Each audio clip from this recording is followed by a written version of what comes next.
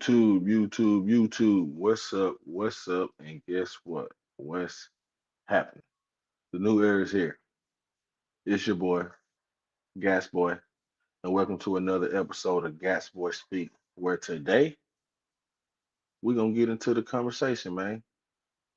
As you can see on the screen, the cow pits dilemma. And what do we do with the boy?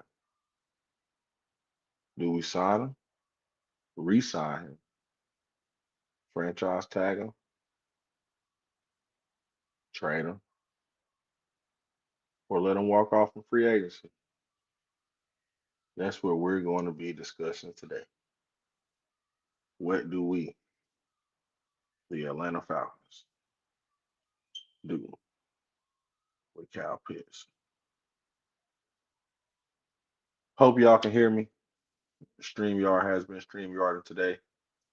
We're having a lot of audio issues. So we're going to get right into it, man.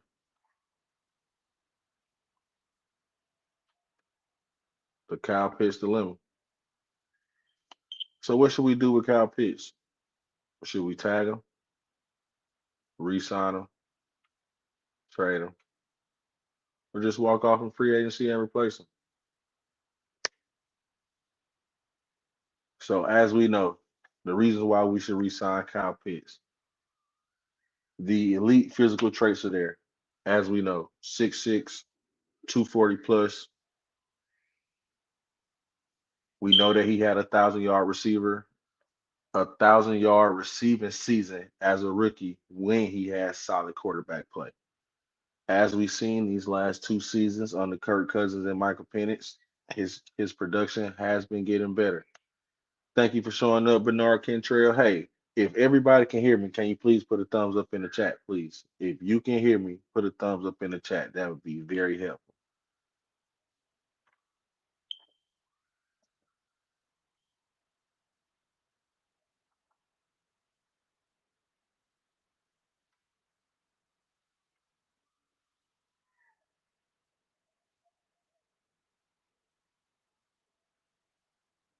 I'm trying to make sure the audio is right. Testing, testing. YouTube family, Falcons family. If you can hear me well, can you please put a thumbs up in the chat?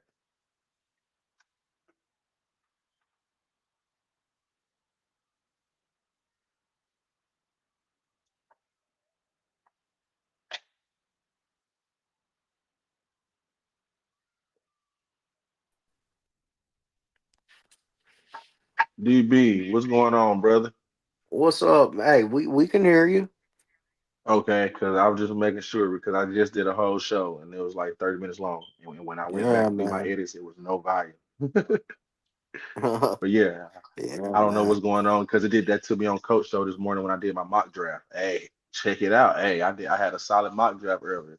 But Oh, yeah, man. yeah. Hey, I was meaning to catch Coach's show this morning, man. I got to get on there with him one of these weekends and do a mock draft. Man, yeah, I had picked up Jeremy Bernard in the second with our 48 pick, and then I traded 79 to the Ravens for 80 and two more picks in this year's draft. I picked up a D tackle, cornerback, tight end, Oscar Depth, and I even got to pick up Dylan Bell in the later rounds. But yeah, man, today, as you can see on the screen, we're talking about the Kyle Pitts dilemma.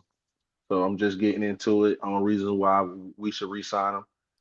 As I stated before, my boy Dirty Bird fly through. Everybody go to his channel, like, share, subscribe his channel, Dirty Bird fly through. Anytime the is live, we always get on each other's channel. We all show love. Please like, share, subscribe to all the Falcons content creators. The new era is here. We outside, so let's ride, baby. But yeah, the reasons to keeping Kyle Pitts, he's about to enter into his prime. You keep the continuity with Michael Penix. We finally have a solid system in place under Kevin Stefanski that could utilize and maximize the tight end position. But then again, I get it. Reasons to move on. He hasn't had the production that people will want for a fourth overall pick. In extension, from what some people are saying, they believe Kyle Pitts should get 20 million plus. That I don't see it, That's outrageous. but they say that he should have an expensive extension. Then it comes to scheme fits. Now, prior years, I can say outside of the Arthur Smith era, Kyle Pitts was a scheme fit. Arthur Smith was a tight end heavy guy. We just didn't have a quarterback to get what we needed out of a fourth overall pick. We finally had two quarterbacks that can get him the ball, but the scheme wasn't really he wasn't really implemented into the scheme, in my opinion. I feel like this scheme under Zach Robinson, it was more focused on Bijan and Drake. Oh yeah, those were the only two guys that he really knew what to do anything with, and I mean it ain't hard to figure out what to do with those two guys. Now, what we could do, we can franchise tag him. Short term, we get one more year or full control, you know. So we could possibly do that. And Yes, it is a also, the franchise tag allows them until a certain period of time to negotiate an extension throughout the summer. oh yeah. And then with the franchise tag, I believe the cap hit is like 16, 15, 16 million.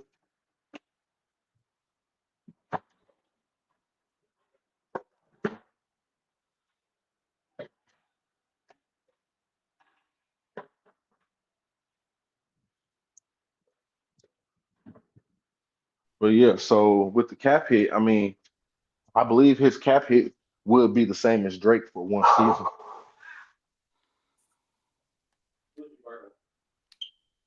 Can you hear me? Yeah. Okay, but yeah, so in that, I mean, with the franchise tag, that could be an option.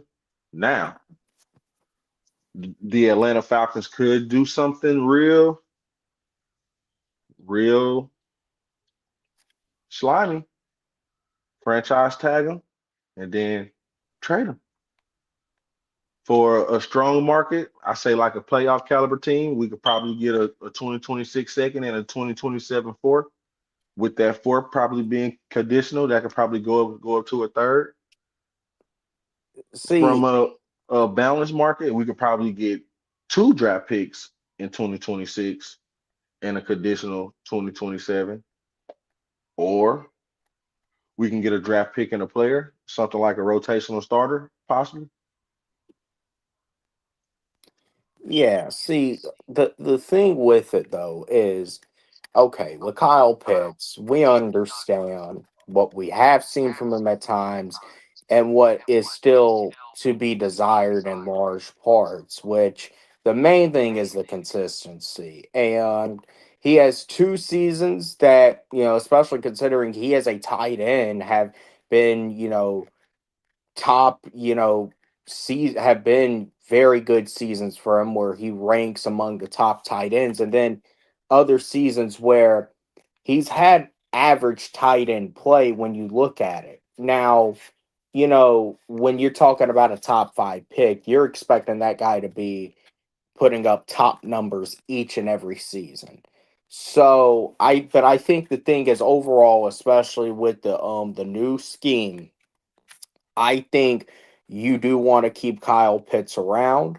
I think that there's already been, enough development for Kyle Pitts, and I feel like this is a situation where he's fully healthy again. He has a coach that would I think finally know how to properly utilize him, how to scheme him open, and how to really nail down where he fits best at. But there's one risk I think you actually take with the franchise tag, and I don't think a lot of people realize it, but when the franchise tag for a tight end is $16 million. When you look at where the market of tight ends is going, that's a pretty fair per year salary. But then when you're looking at tight ends getting paid 16 million or over, there's only two. and it's McBride and George Kittle. Now, ultimately, I think Kyle Pitts, if he can keep up this play, is a top, seven, even top five tight end at his position. Sure. But I feel like you would like to keep Kyle Pitts instead of saying paying him 17 million a year. If you could be able to pay him at like say 14 or 15 million a year, I feel like that could still be manageable. The Falcons have some favorable negotiating, points against Pitts and his camp. But still, if you want to keep this guy, you're gonna have to pay him. You're gonna have to come out of your pocket, even with the franchise tag. And then you want a extension, you're gonna have to pay him with that extension. If he comes out, he plays on the franchise tag, he has another good year. Now he's really driven that price up closer to the 20 million range. So, and then when you look at the other extensions that are coming down the trail for the Falcons, if you're gonna keep Kyle Pitts around, if you're gonna pay him, honestly, you need to get that done this off season. And that's why I say I do feel like we're gonna see the franchise tag applied to him, but I hope the Falcons are actually trying to negotiate a deal with him and his camp that could, I mean, still you're gonna have 14, 15 million a year, but even if it's 2 or 3 million a year, that could, be some flexibility that you're able to use. I would franchise tag me personally, so we can get another year. If we can see another year close to what we've seen these last 2 years, then I'm with it. Because I'm not looking for him to be 1,000 yard receiver or 1,000 yard tight end at all. I'm looking for him to be a 6 to 800 plus tight end with 6 plus 7 plus touchdowns a season. Like, I have gotten over the fact of, yes, he was number 4 overall. I just want him to be a solid tight end. Just come in and be a Travis Kelsey. Come in and be a And Vernon now Davis. hold on, if you're really, because I had to pull up his numbers. If you're really taking a look at it, uh, at the end of the day, you take a look at Kyle Pitts' numbers by the year. He has, the touchdowns have been a linear progression. He gets one extra touchdown per season. Um, and but when you look at the yardage, his first year with Matt Ryan, he had 1,000 yards. His second year, which was cut short due to injury, he had 356 yards. His third season, he had 667 yards. His fourth season, he had 602 yards. And then this past season, he had 928 yards, which and 5 touchdowns, which obviously led the Falcons. Now, when you take a look at also, where that, a big chunk of those 900 yards, or at least a noticeable amount of it, came from one game. And now sure, if you can get that type of production out of Kyle Pitts in a big game that matters, of course, you sign him back. That could be the difference between winning the NFC South or not, especially if he's able to do that against say a Tampa Bay again. But I just feel like when you're taking a look at it, what you said, and this was going to be my original point, Pitts has been on average a 600-yard tight end, even in those years that were considered down years. I mean, that's just,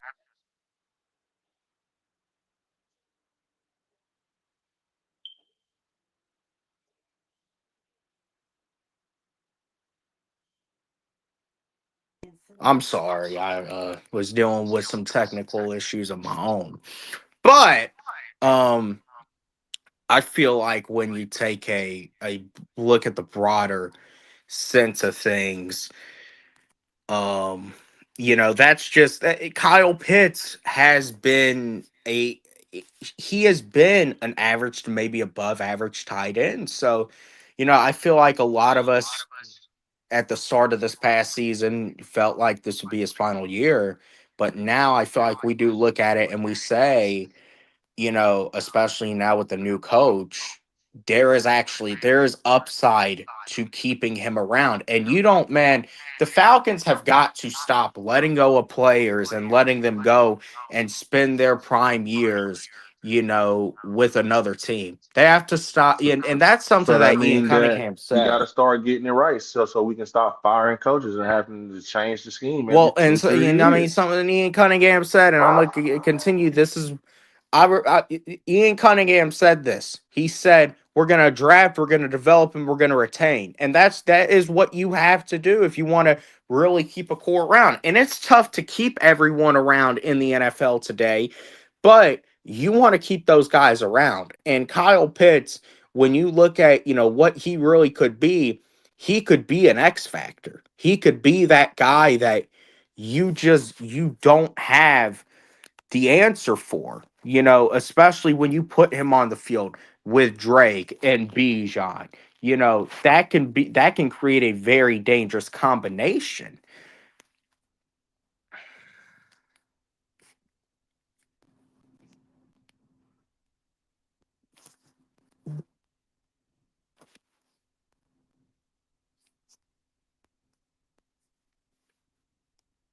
Yeah, I agree.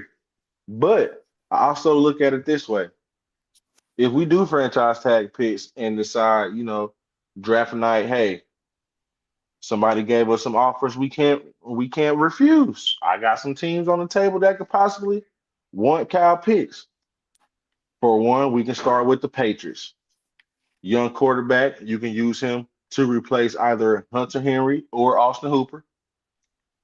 He can go to the Titans, another young team. They got money and they got draft picks. Cam Ward, the New York Giants, another young team. And then you can get into the Seahawks, the team who just won the Super Bowl. They could come I in. don't. I'll let you continue. And the reason I say the Seahawks, because Clint Kubiak is gone. Their new offensive coordinator comes from the San Francisco 49ers, and he was the tight end coach and worked very closely with George Kittle. If he can come in and he feels like he can upgrade that offense with JSN, Cooper Cup, and Pitts, and there's a possibility that Kenneth Walker might not be on the Seahawks, so you have to revamp this offense to keep them relevant, or they might go into next year. And I feel like Kyle Pitts is better than AJ Barner too. So it's an upgrade. My last two teams on my list, I got the Los Angeles Chargers. You add him into that vertical offense with Quentin Johnson, Lad. They already got two running backs. Kyle Pitts can be a perfect fit. And then my last choice, the Kansas City Chiefs. And that all will rely on if Travis Kelsey You is returning.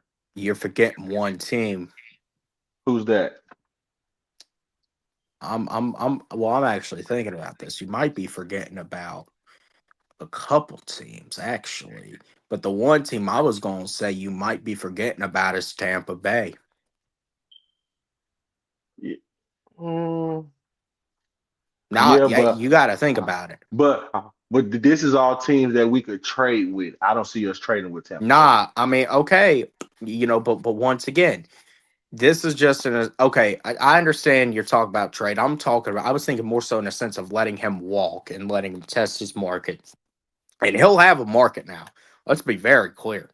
Yeah, He will have a market, and I mean, if he does hit the open market, he could get upwards of 18 to maybe even 20 million. Like that's the power that bidding wars have, is they can really drive up the price and even overvalue certain players. But you got it. So that's why you have to be steady in negotiations if you want to keep him around. yeah. But I was thinking Tampa Bay, and I was even thinking Carolina too. Now, this was if he hit the open market. You wouldn't want to be facing this dude The only twice reason I twice a didn't year. add Carolina outside of being a division rival They just drafted two tight ends in the same profile as Kyle Pitts for the That last 2 years. that is true. Jatavian Sanders from Texas, the same profile as Kyle Pitts, and then they drafted another tight end or brought in a tight end this past season that fits the same profile as Kyle Pitts. I even was thinking about Green Bay with their tight end coming back from injury, but if he's healthy, then he's going to be that guy. I was thinking of a team like Buffalo if Buffalo decide to allow uh Dawson Knox and Dalton Kincaid to walk off in free agency. Like there was more teams that we can trade with, but I was just looking at Pacific teams who could bringing in Kyle Pitts is an upgrade, and these Now are there were teams some that teams that you brought up, like Tennessee, like taking everything out of it. Kyle Pitts going to Tennessee could actually be pretty dangerous. yeah. Same thing with New England. I mean I mean, God forbid if you were to trade him, you can't trade it. There's a couple places you can't trade him to. One of them is Kansas City. The other place is Philadelphia. You can't trade it. You Oh can't let no. him go to those two places because I'm telling you, you give Patrick Mahomes Kyle Pitts, that could be what really is able to get that could be what keeps Kansas City atop or get them back to the top. Yeah. I think a team like Kansas City, we could possibly get a draft pick and a player. Just same with the Eagles. If we trade Kyle Pitts, we could possibly get a draft pick and a Yeah, well, player. hey, if one of But those all of teams these want other him, teams, but you, all of these other teams I listed, I think we can get at least 2 to 3 draft picks, with 2 draft picks being in 2026. you're gonna have to give me an offer. I simply can't refuse if you want Kyle Pitts and you're one of hell even Seattle too because you just won the Super Bowl. You're gonna have to give me an offer you can't refuse. Oh And I don't yeah, think Seattle would do it any other way because I think I mean, Barner scored a touchdown for him in the Super Bowl. I think they really like him. yeah. But think about it, they are about to have a probably not a brand new offense, but a readjusted offense with a guy who is tight end friendly. Anybody in the NFL can see that Kyle Pitts is an upgrade over AJ Barnes. But AJ Barner might be one of those guys that is ascending and up and coming though. Like right now, Man, listen. sure. And Seattle's gonna have to pay a lot of their own guys anyway. So they can't even really worry about that. They gotta worry about locking up JSN and Witherspoon and all them and Kenneth Walker if they wanna get him back there. Like that's the price it comes with being the champions. That's why for the Falcons, you gotta get guys locked up early. Of course. Of course. Now, if it happens, so let's say Kyle Pitts is on another team. Here goes some options that I think could possibly replace Kyle Pitts to do tight end duties. These are not replacements to come in and be 1,000 yard tight end. These are strictly guys to come in and be good tight ends. You got the young guy, Isaiah Likely, Baltimore Ravens, the number 2 tight end from the Ravens. He had high regards for Mark Andrews. He stated that Mark Andrews has showed him a lot to be a starting tight end in the NFL, and he feel like he is ready to take that next leap to be a starting tight end on another team. Shout out to Blackberry, home team. Everybody go like, share, subscribe to my Home boy, team, home team. But yeah. And then next up, I got David Njoku. Now everybody know he has the relationship with Kevin Stefanski, Cleveland Brown tight end. Been there about, I want to say 8, 9 years now. He's about 29, 30 years old, and he's a possibility. T Will, what's going on, brother? What's going on, man? I saw my guy Georgia Texas boy on here. I said, "Hey, man, I gotta jump in, man. How you doing?" Oh man, I'm doing good, man. We in here talking about this Kyle Pitts situation, brother. You I hear. know, And who's your other guest? so this is Dirty Bird Fly Through. Okay, how you doing, man? What's up? What's going on, man? What's going on? Hey, I got a channel on my own. I want after we get off this live, I'm actually thinking about going live tonight. You can it's Dirty Bird Fly Through on YouTube, man. What's going on? Oh man, not a whole lot. Hey, just glad to be here with you fellas tonight, and you guys can continue your conversation. Just Nah, wanted to hey, join, man. we want to hear what you think. I mean, it's a dilemma. It really is a dilemma, right? It really is a dilemma because there's so many needs with this team. You need a linebacker. We don't know if you're going to re-sign Caden Ellis. I don't know if you're comfortable with Hughes. They may roll with him. You could upgrade there, and you definitely need some run stoppers. You need some D tackles. But on the other end of the coin, you really don't have any receivers. Kyle Pitts is kind of a wide receiver, tight end hybrid. So I see the need to keep him. I just don't know that it outweigh. We got a lot of needs on this team. Even though we have a lot of talent, we have a lot of needs on this team. I'm glad you said that, T. Will. Yeah. That's gonna get me into my next segment. My next segment after I get done speaking on these possible free agents who can come in. Hey, let me not stop you, sir. Go right ahead. So we already talked about Isaiah Likely, young guy, 26. He can come in and possibly a replacement. The next up was David Njoku. He has the Cleveland Browns connections and also the Kevin Stefanski connections. My third guy is Dallas Goedert, a solid tight end. We're not bringing him in here to be a superstar. We're bringing him to be a role tight end, to come in here and do his job, put his head down, and do what needs to be done. And then we have K.I. As Dirty Bird Fly 3 was stating earlier. What if Kyle Pitts goes to Tampa Bay? Hey, what if K.I. come over here to Atlanta? It happens all the time in the NFL. And then my last option, Chig Okonkwo, the free agent tight end from the Tennessee Titans. As I stated earlier, the Tennessee Titans could be an option in the signing trade. If we were to franchise tag Kyle Pitts and trade him, Tennessee could be an option. That's obviously an upgrade. But this is where stuff can get tricky. What if the Atlanta Falcons say, you know what? We are going to franchise tag Kyle Pitts, but we're going to bring him back to be a slot receiver. Oh wow! And wow. we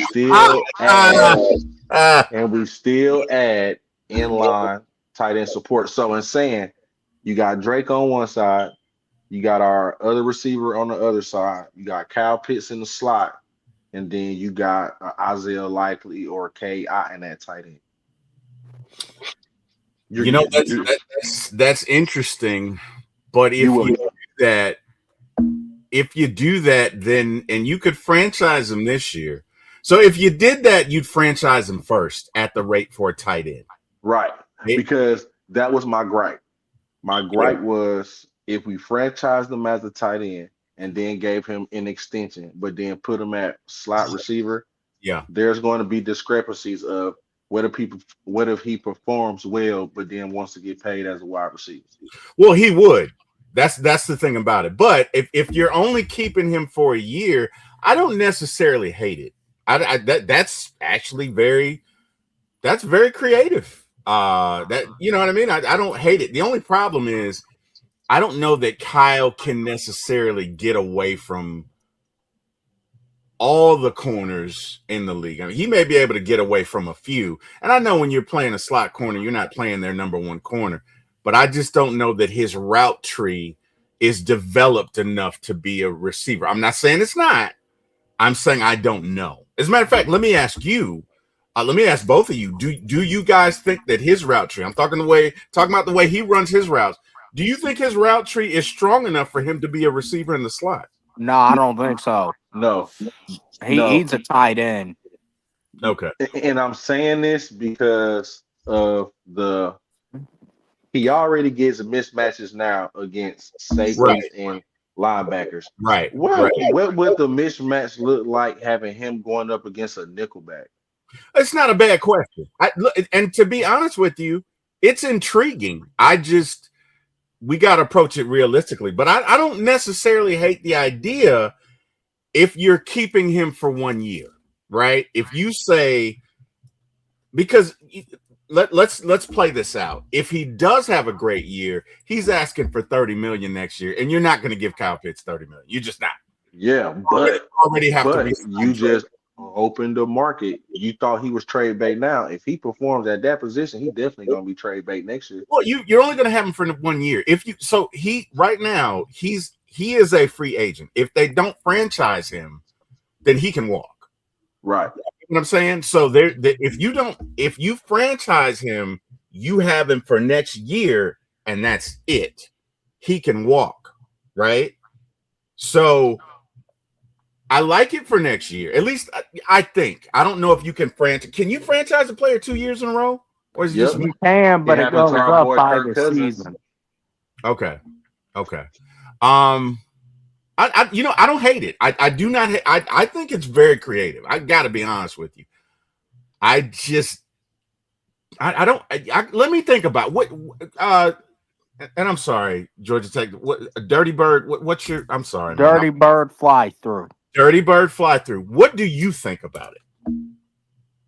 Honestly, like I think I said it earlier. I would franchise him, or at least that's what I think they're gonna do. But Yeah. I think you franchise him if, and this is very important, the window is open to negotiate a deal for him. And I would be trying to negotiate. I would say, listen, $14, $15 million a year. This is where your market is. This is where at the end of the day, we, overall view your production. We're looking at where the tight ends are paid, your position is paid, and we feel like you've done enough. And I would give probably a 3-year deal, 42, 45 million. I'm open to a 4-year deal. If you can't get a deal done though, then okay, we'll franchise tag you. Yeah, I like franchising him. And you know what? You could still go and get another tight end if you franchised him, and maybe in certain sets, like let's say you come out with a 3 tight end set, you could put him in the slot. You could change the formation up. It's very creative. I don't know that I'd run Kyle Pitts out of that slot all the time as a receiver. But let's be honest, we have one receiver. Well, I'm okay. No disrespect to Mooney, but he wasn't himself last year. So let me watch my mouth. I don't want to say that. But now, I don't know what version of Mooney we're gonna get. So to the extent that, go ahead. If we do decide to release Mooney, yeah, that's saving $7 million. I did a mock draft earlier on Coach Unchained show, and I got Jeremy Bernard, and I picked up Dylan Bell in like the 6th or 7th round. Yeah, you're gonna have to, because we need 3. We need about 3 receivers. Yes, I think under this offense, like unlike prior, I see us carrying maybe five wide receivers on his offense, because Stefanski he likes to use 2 or 3 wide receivers heavy. No, I'm saying we need to add 2. We need to add 3 receivers to what we have, but our receiver situation for me is a reason to at least franchise Kyle, right? Because at least that way you got Kyle, you got Drake, you got Bijan, you can build out from there. So I'm all with franchising him. I just don't know about signing. And I'm not saying not to sign him. I'm saying I'm leery of guys who perform really well in a contract year, right? Now, again, with that being said, he has not had consistent quarterbacking. So to be fair, if Kyle Pitts had 5 years of Kirk Cousins or 5 years of Michael Penix, I mean, it might not even be a question now, because he was that good. So we can't say that, but there are plays where we see Kyle kind of get confused. I don't want to say loafing, but sometimes maybe not be at the place where he needs to be. So last year he had a good year. I'm not going to criticize him. He had a great year. I don't have an issue with signing him. I'm just unsure. So I don't know. Where do you in at signing him? Like, I think if they franchise tag him, I feel like you can do an extension during the season. Let's say we get the week 10, week 11, and his and his stats and his production has him in line to what we need, you give him his extension right there. Okay. Okay. But don't let it, if you're going to keep him, do not let it linger into the offseason because that's when it's going to get tricky. Well, then you'd have to franchise him again. Yeah. Which would really piss him off. But I mean, we'll see.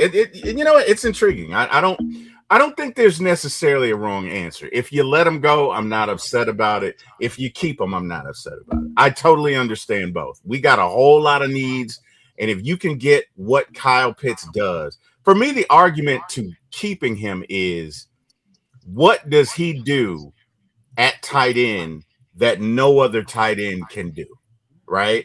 Is he that more superior to the guy next behind him? And for me, the answer is no. Like if you put David Njoku in there or some of the other guys that you mentioned, Georgia, Texas boy, right, you probably get similar production. Now, again, that also doesn't mean he can't go to the next level. Let me be fair. You know, if we get a full year of Kyle with a competent quarterback and a competent offense coordinator, Kyle may surpass 1,213 yards. Yep. We don't know. We haven't had it, right? And I think we haven't had a competent coach and a competent coordinator here while Kyle's been here. So I don't know. And I think that's the dilemma because if we just let him walk in free agency and he becomes anywhere near who we think he can become, folks are going to feel some type of way that we just let him walk and we let him walk for nothing. Yeah.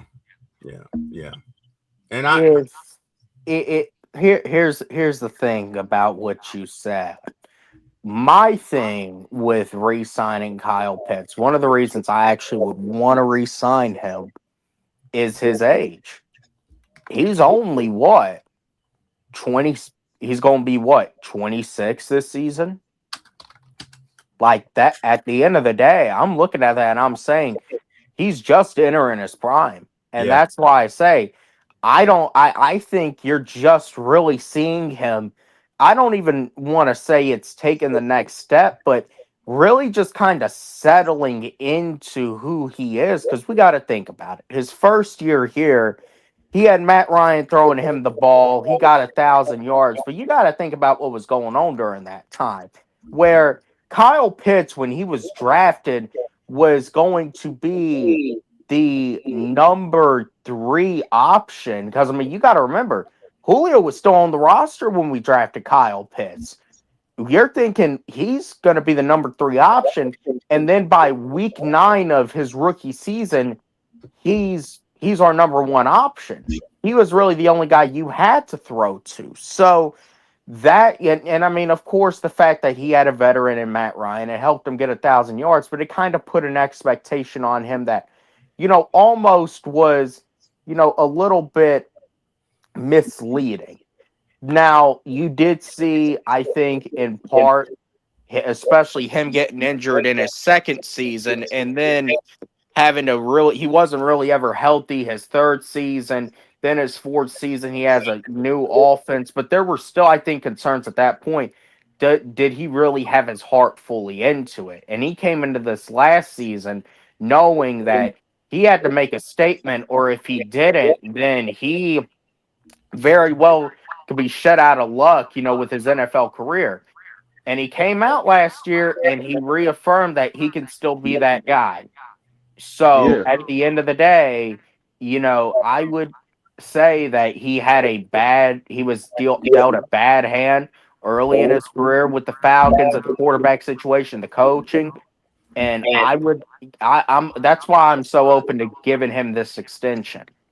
But let me be very clear. I'm not paying $20 million for him. Yeah.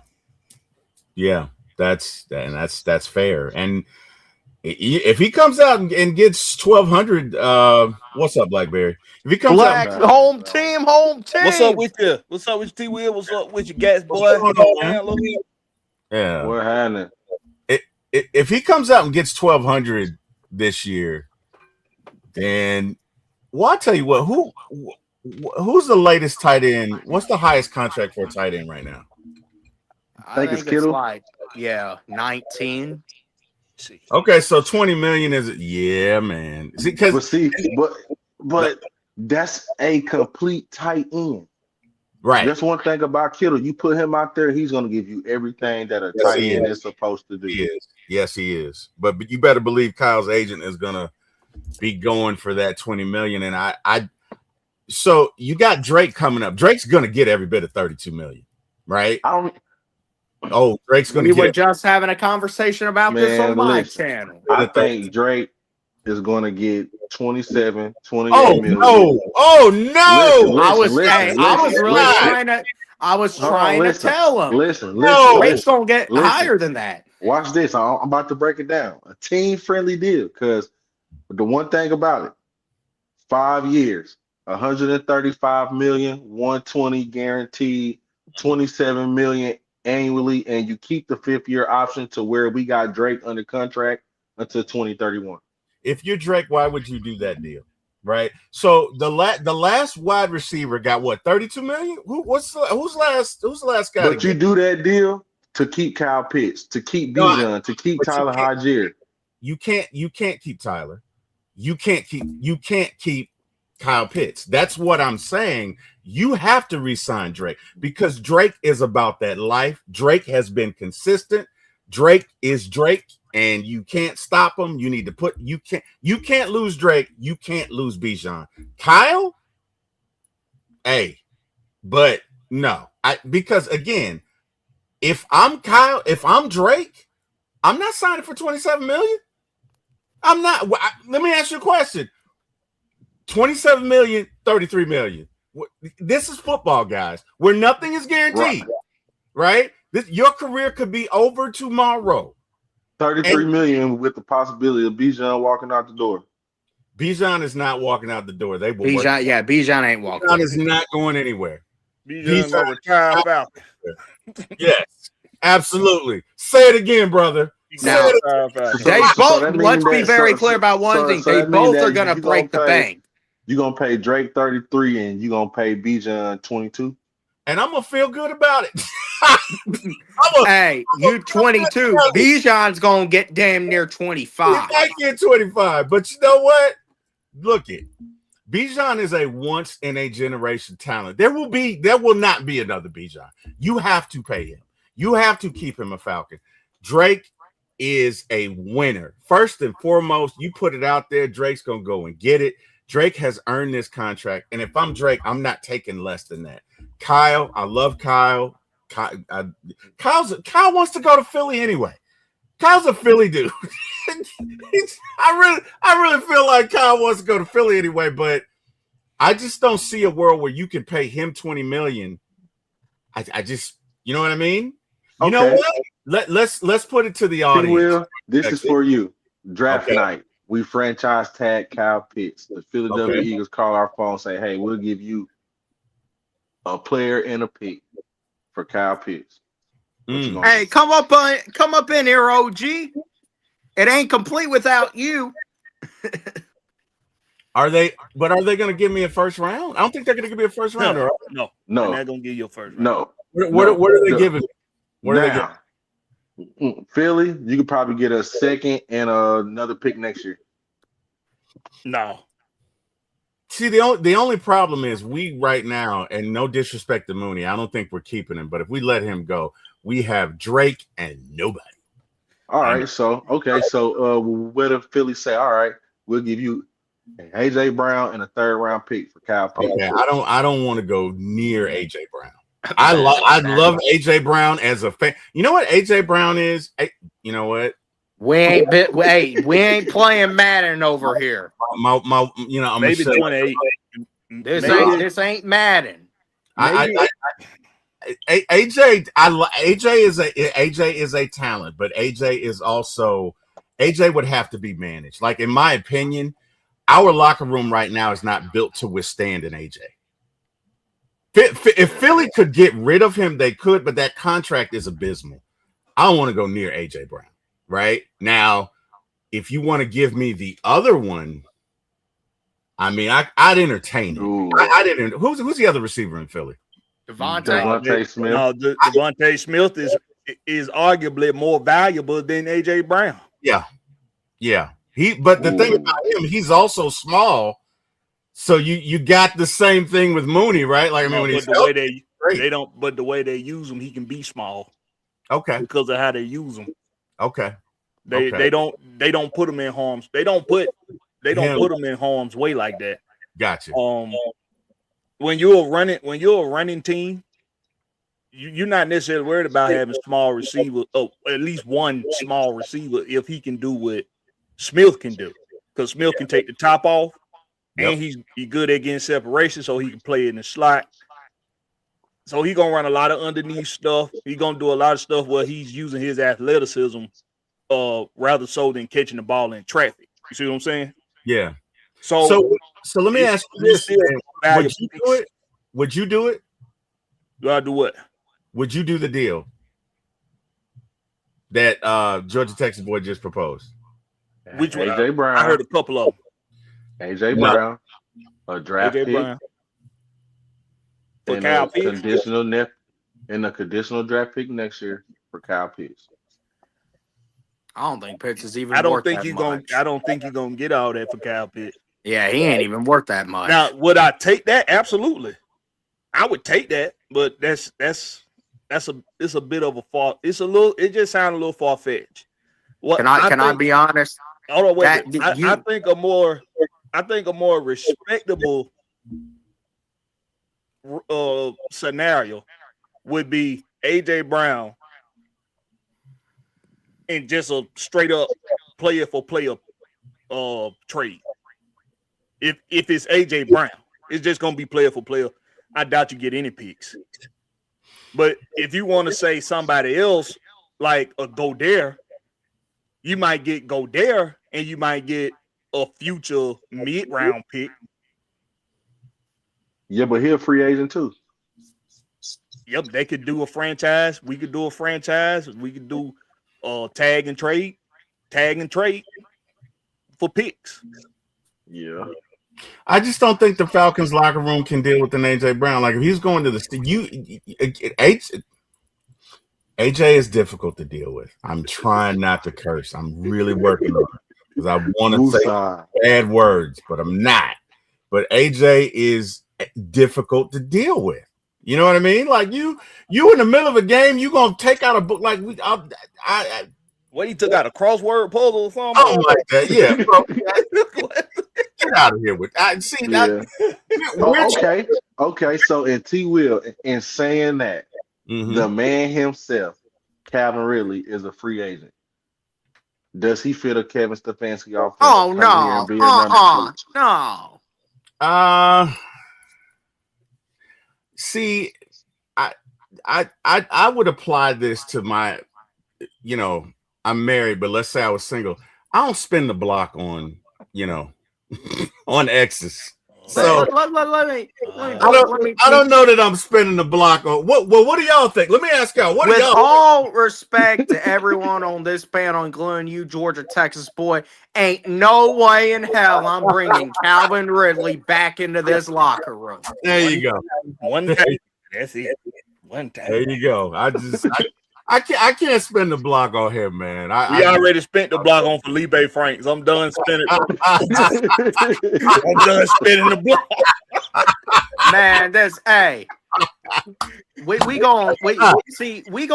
gonna hold a little stream on my channel, and y'all just reminded me of what the topic of my stream's gonna be. Oh man! But I ain't gonna step on your feet, Georgia Texas boy. But you want to come over and talk about it? You go. Hey, listen. It's all Falcons content, man. We gotta get this from all branches. Ridley is still somebody that can be beneficial to an offense. Yeah. Think about this offense that we coming into. If as long as he, I think the problem with Ridley has been the idea for him coming into the league has always been that he'll eventually be a number one.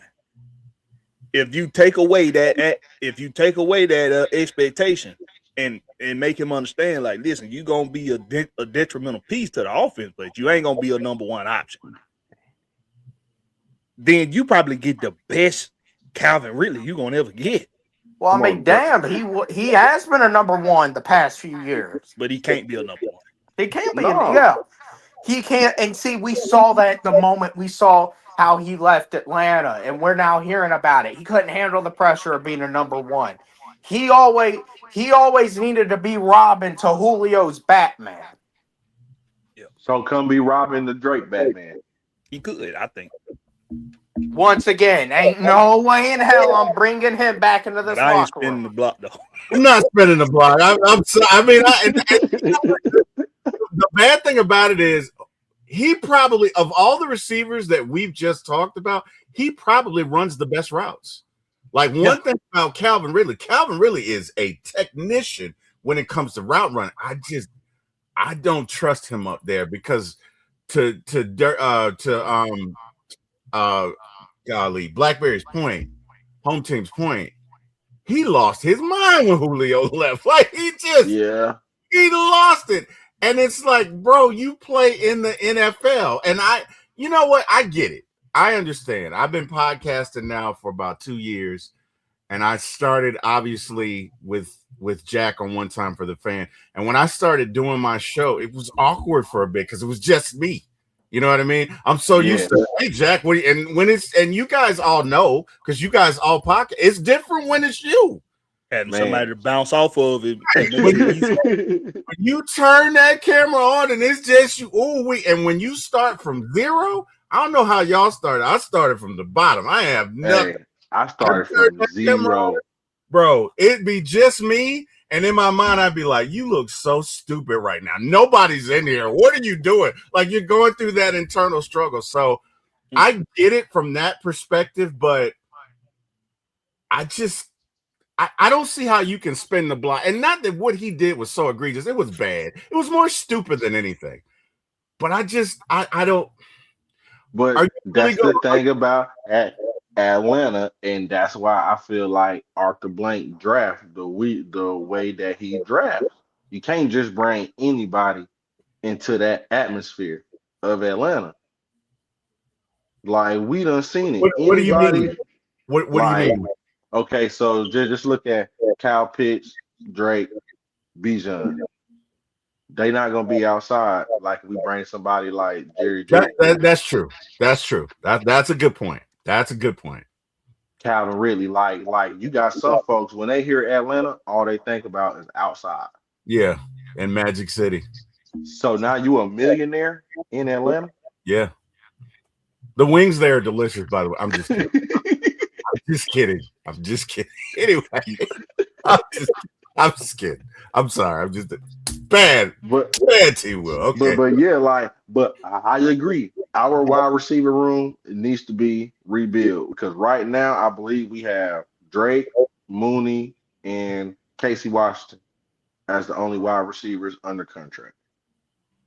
Well, I got a difference of opinion with the wide receiver room, but I'll say that for another day. Today I'm gonna pick my battles. What is I want to kind of.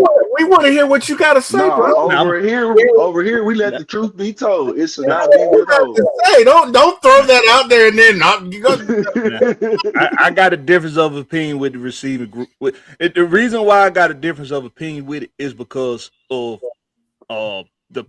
this past regime's way of handling this, the offense. Yes. And their way of handling the personnel. Yes. The injury approach to this team, nobody understood. I still don't understand it to this day. I don't think Raheem understands it. I don't think Raheem knows the difference between a boo-boo and a broken shoulder. I don't think he does. He definitely doesn't. Because you wait 11 weeks to say, hey, he got a broken collarbone. Exactly. Right. And because I'm a player's guy, I'm not gonna hold it against the player for going out there and playing if he's getting the okay to go play. I'm a competitor myself. So if somebody tell me, yeah, you good, you could go play. If you feel like you can go, I'm going because I want to play. And I think my mind sometimes ain't caught up with my body yet. So my mind might be my mind might be telling me, yeah, you can push through that. You can still go out there and make those catches. You can still go out there and get that separation.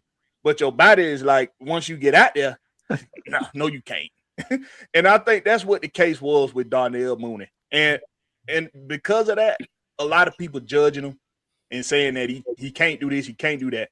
I've done video on Darnell Mooney, and I've shown I got proof on, I got content created proof that he absolutely can still do the things that he came to this team to be able to do, because he did it while he was here in that first year. But because of Raheem Morris, we see a watered down version of Darnell Mooney in 2025. Yeah, and I feel like Darnell Mooney, like if we bring in another wide receiver and put Darnell Mooney in the slot, like that right there could work. He could. But I think that second receiver would have to be somebody that's similar to the stature of Drake London. Mhm. Facts. So Facts. That was my next statement right there. If we did go that route of putting Mooney in the slot, that outside receiver opposite Drake would have to be somebody like Chris Braswell coming out of Tennessee. Yes. And I like Chris Braswell. Or Denzel Boston coming out of Washington. I'm a fan of the receiving group at Florida State. Mm-hmm. And I would encourage everybody to go watch those boys when they first got to Florida State. The top 3 receivers for Florida State were all freshmen in their first year as starters in Florida State. And because the system that they've been in and the coaching and the quarterback has been ass, they ain't really had the opportunity to show what they can really do. But they gave you a lot of flashes, man. So that quarterback position for Florida State ain't been the same since what's his name? Broke his leg. Travis. Mm-hmm.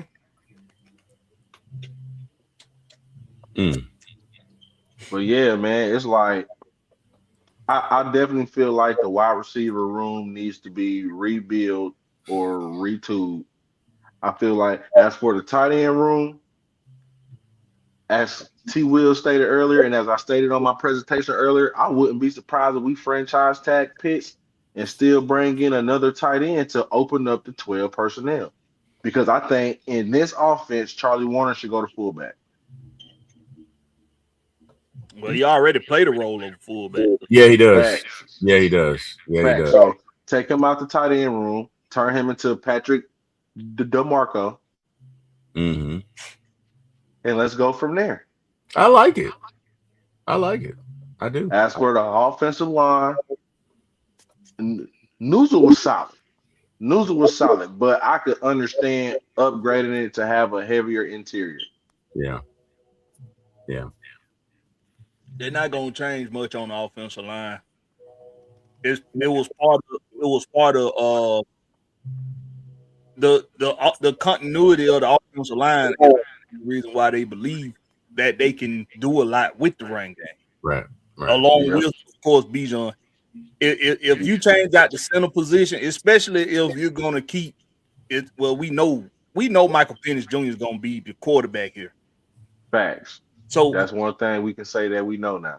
You don't want to change out the center position and lose whatever connection that he already got with his quarter, that you already got with the center and the quarterback, especially when the rest of the offensive line has been very solid playing together. Yeah, but with us moving more, like still being a zone scheme, wide zone scheme, and going to a gap scheme, I can see us getting bigger on the interior. And right now, you're not going to release or trade Bertram or Lindstrom. So why not upgrade the cheapest contract on the offensive line, which is Ryan Newsel?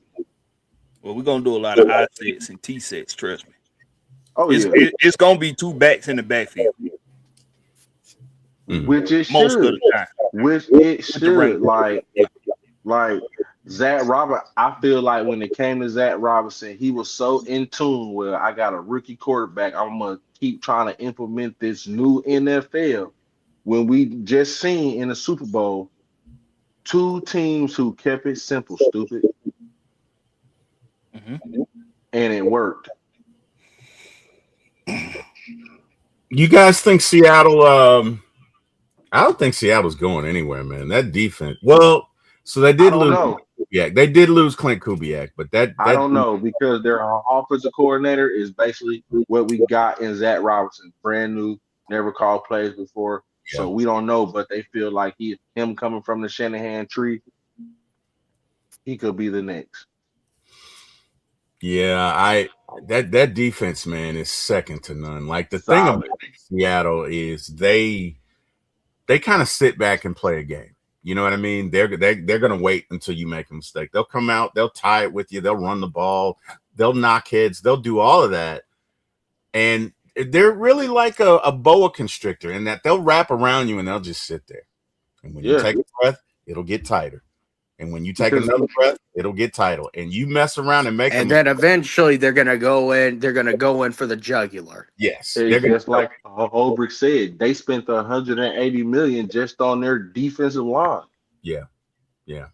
Well, and they can get there with 4. That's that. I don't know if you guys noticed that in the Super Bowl, they didn't have to blitz. Yeah, They got there with 4, right? So I don't know. I got a feeling Seattle's going to have something to say about at least the NFC next year. Oh yeah, hey, Seattle at this point they're my pick again to come out of the NFC.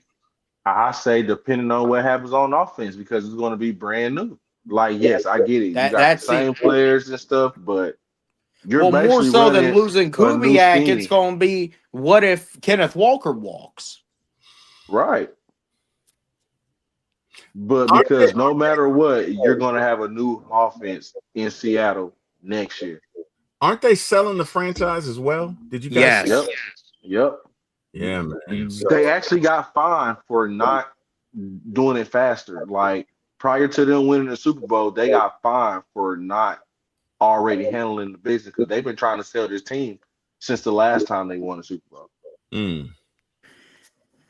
So do you guys think that will impact signings like maybe Kenneth Walker or you see what it did for the Washington Commanders when they sold their team to the owner of the Dodgers?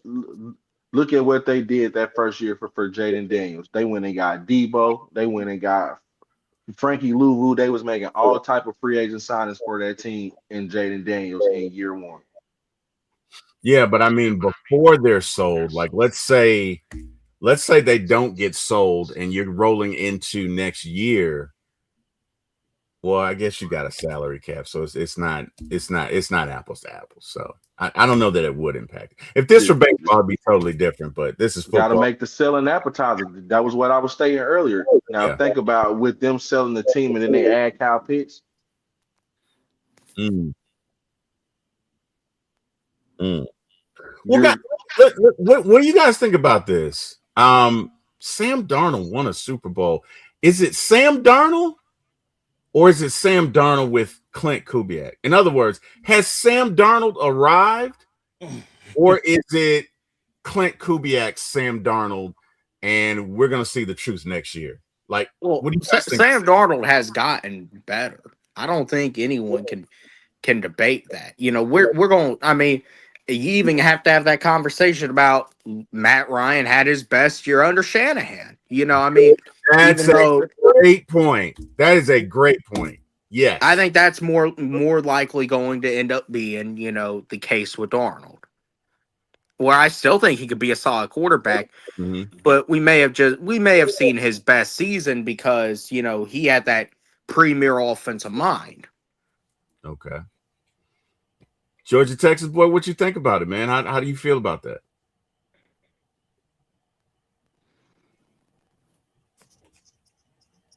Georgia, Texas boy, you there? I wonder if he's. Yeah, he may be having some issues. Hey, T-Will, what's your channel? It's for my ATL Sports 1. The number 4, my ATL Sports, the number 1. Okay. On YouTube. So yeah, man, just check me out. Well, yeah. What was that question, T. Will? It's okay. I was like, where'd he go? Man. Oh shit! You're almost at. You're 5 away from 1,000. Hey, sub up T. Will get him to 1,000. Everybody sub the T Will, like, share, subscribe. Atlanta Nah, Falcons. hey, we're Content. getting you to 1,000, brother. I appreciate it, man. Get this man to 1,000. 1K. Come I on, hey, we'll let's get this man some little bit of money in his pocket. Hey, Get man, this man to 1,000. I appreciate it, man. I appreciate it. Hey, you guys know you put the work in. You know what it is. But no, so Georgia Texas boy, what I was saying is so Sam Darnold, we've probably seen the best version of him with Clint Kubiak. Do you think next year you'll see a bit of a regression? Like, I know Matt had a great 2018. He did. His numbers Yeah. were similar to 2016. But other than that, that was pretty much. I don't know that we saw 2016 Matt again after that. And look, I say go ahead. for Sam Darnold, as we've seen for the last 2 years, when you put a complete system to where there is nothing missing, you got competent coaching, you got a competent offensive line, you got competent skills group. Sam Darnold has showed us for 2 seasons straight, when everything around me is correct, I can produce. The Mhm. thing about when he was on the Jets and he was on the Carolinas, when he was with the 49ers, there was always something missing. Like these last 2 seasons, he have shown when everything around me is manageable, like we can actually get somewhere. Mhm. I can do what I need to do to be a game manager. Okay. All right. Now I want you to hang on to that term because I got a follow-up question. Home team, how you feel about it?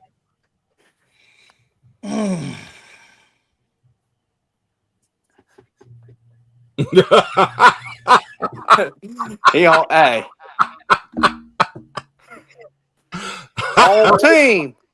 Okay, so I want to make sure I answer right. Give me the question again. Okay, it's all right.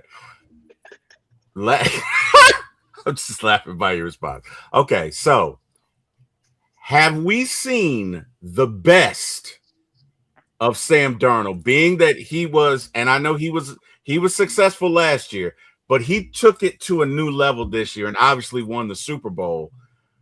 Do we see a bit of regression with him now that Kubiak is gone and he's got a new offensive coordinator? Do we see that with him next year?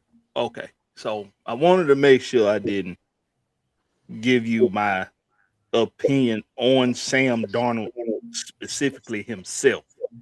You can't on a Sam Darnold that we saw this past season. Right.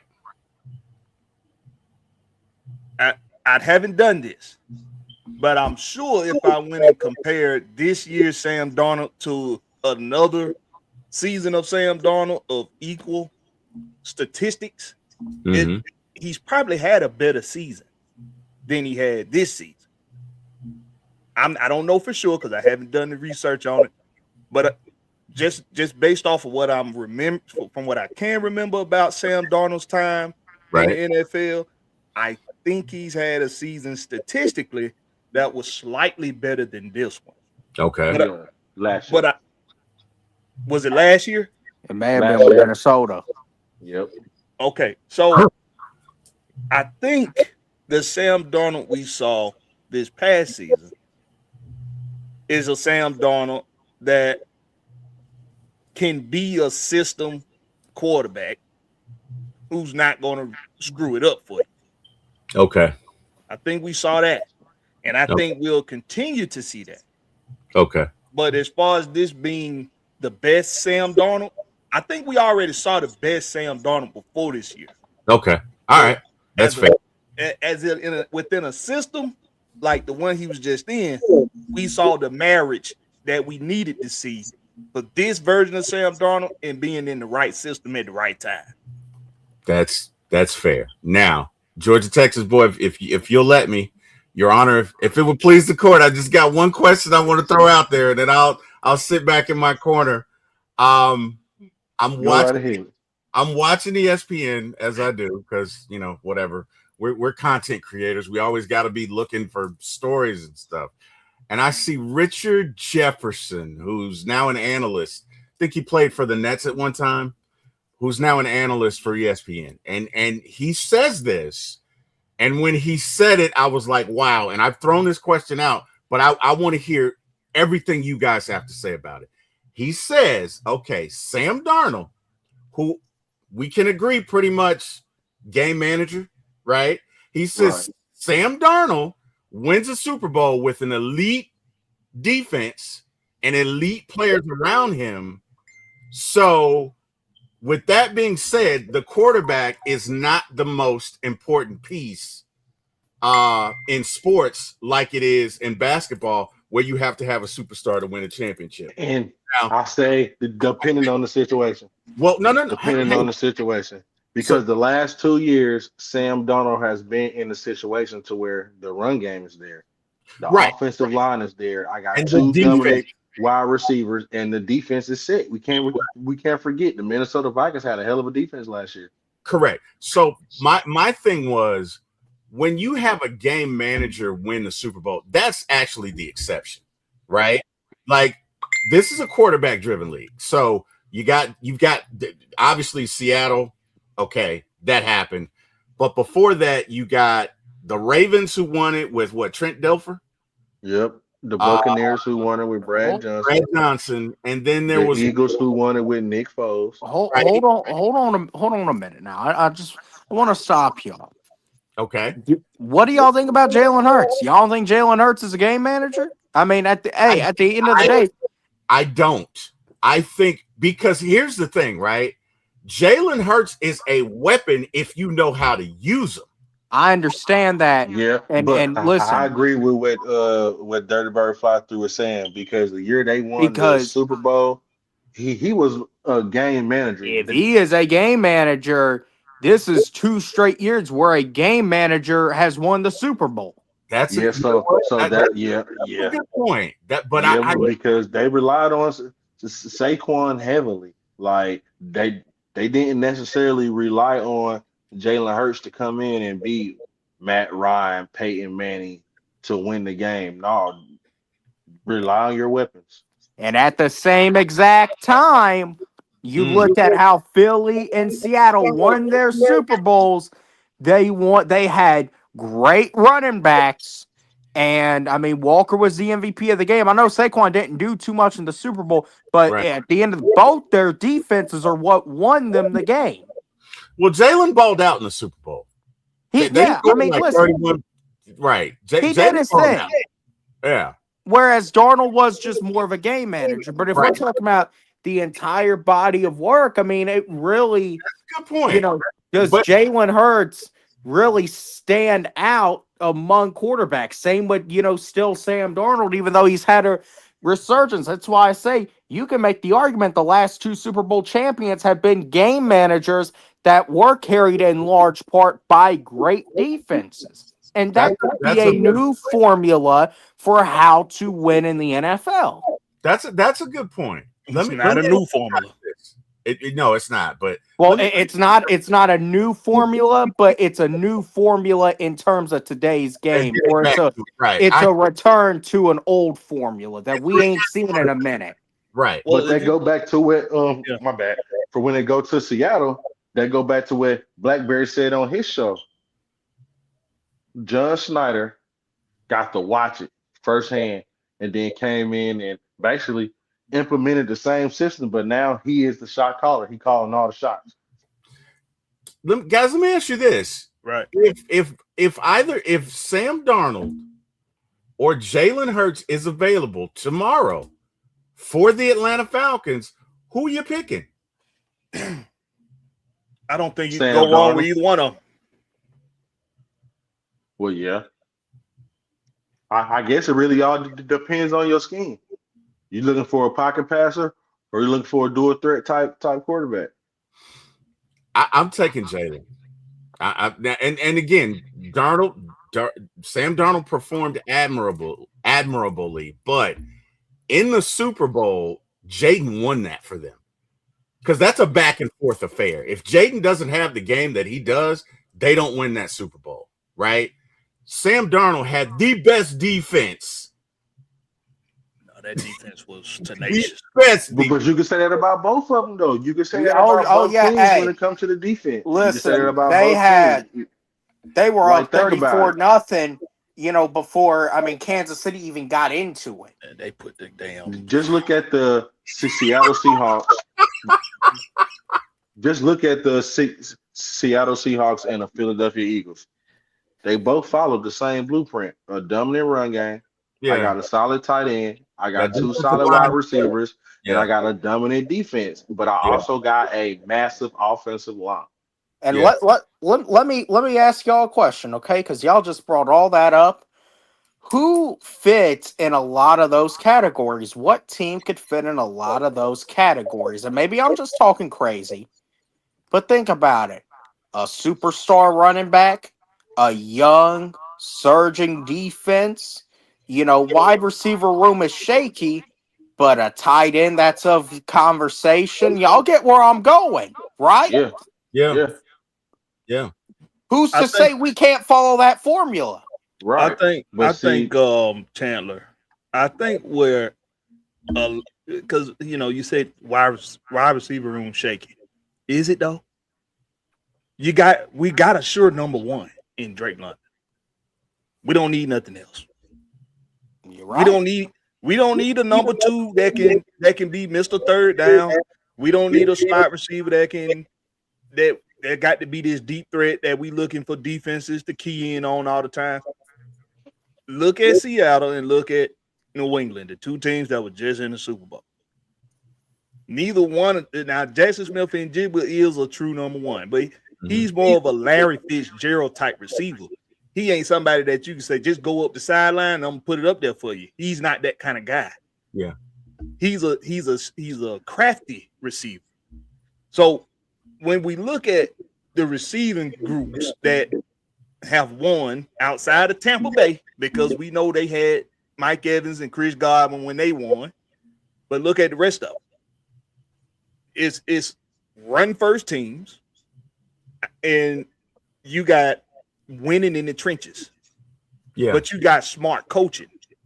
Right. And I think and to go back to what T Will asked about the I can't, it was either you or Chandler that asked about the quarterback position, and is it really no, that was you, T Will. Is the quarterback position the most important position? Was that something like what you asked? Yes. Okay. So basically what Richard Jefferson was saying. He was saying that you can win with just an okay quarterback if everything else is an elite. And he drew a comparison to basketball where you're not going to win a championship without 2 or 3 superstars. And I think that's I used basketball recently too to make an example of that. And I used Derek Fisher for an example. And I said, look at the Lakers teams that won with Derek Fisher on. Derek Fisher did not play great defense. Derek Fisher wasn't a prolific scorer, but he could shoot when you needed him to. And he did a good job not turning the ball over. If you look at, he's one of the, now, like I said, I haven't done the research. I'm going based off of what I remember watching. Right. Derek Fisher don't turn the ball over. Right.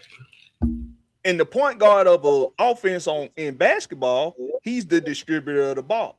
He's the one who's looked at to protect the ball more than anybody else on the floor. Right. So your quarterback has to be somebody that's going to protect the ball, at least when it matters the most. Ben Roethlisberger is he's a conundrum at quarterback for everybody, because we know that some people will turn the ball over. Him and Brett Favre will turn the ball over. And it was a conundrum. How can they possibly be winners? How can they continue to be winners? Right. And they turn the ball over the way they do. It's when it matters the most.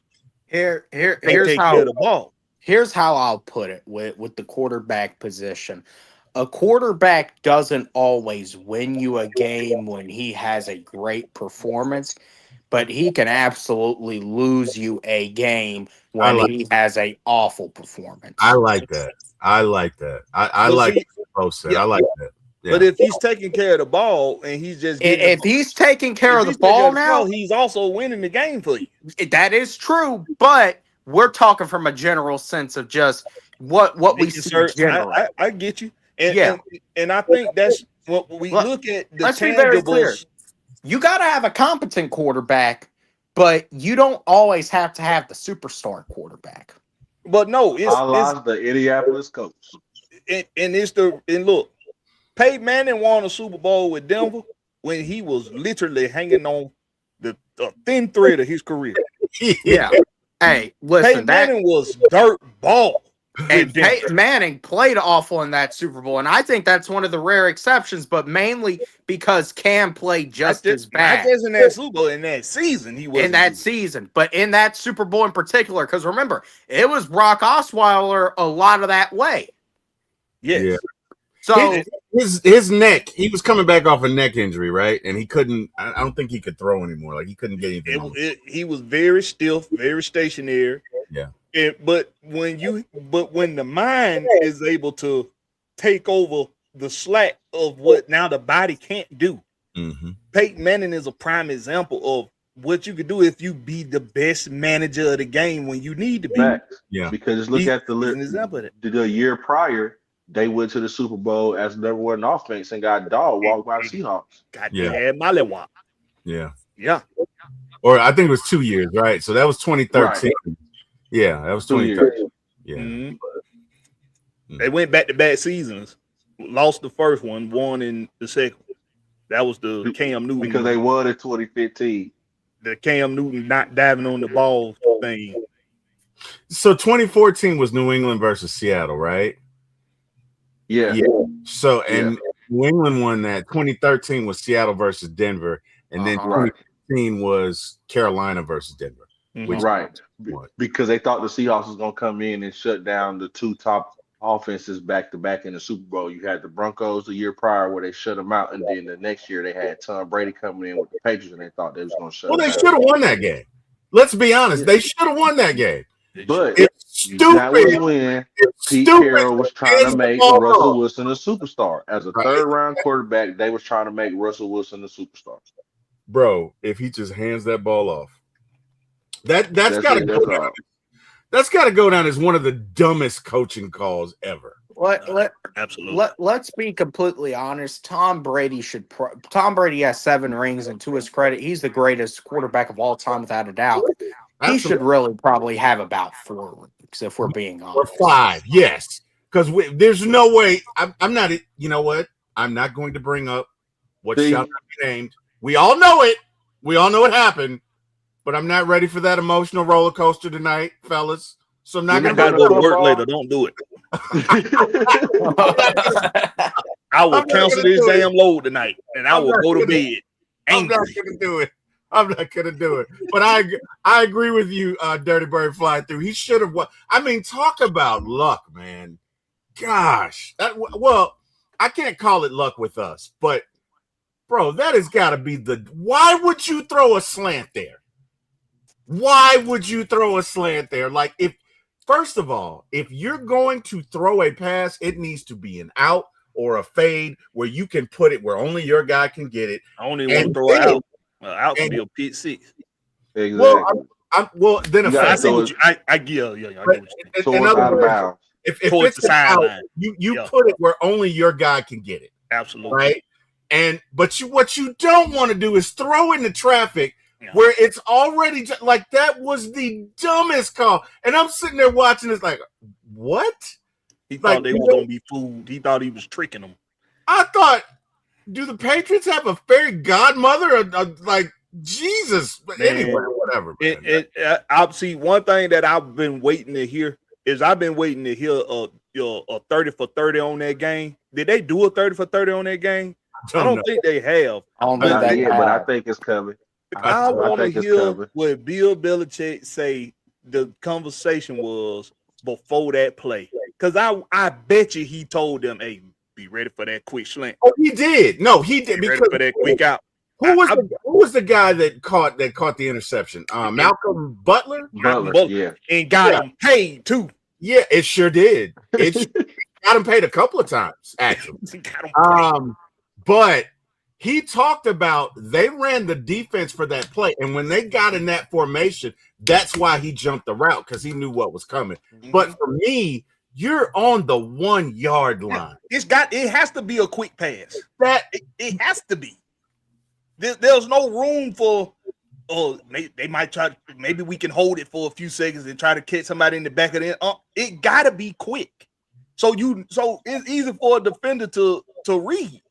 You done like it's on that play. It was dumb. You got to go to like your third tight end, bring in an offensive lineman if you're gonna pass the ball. Like you can't throw it in the middle.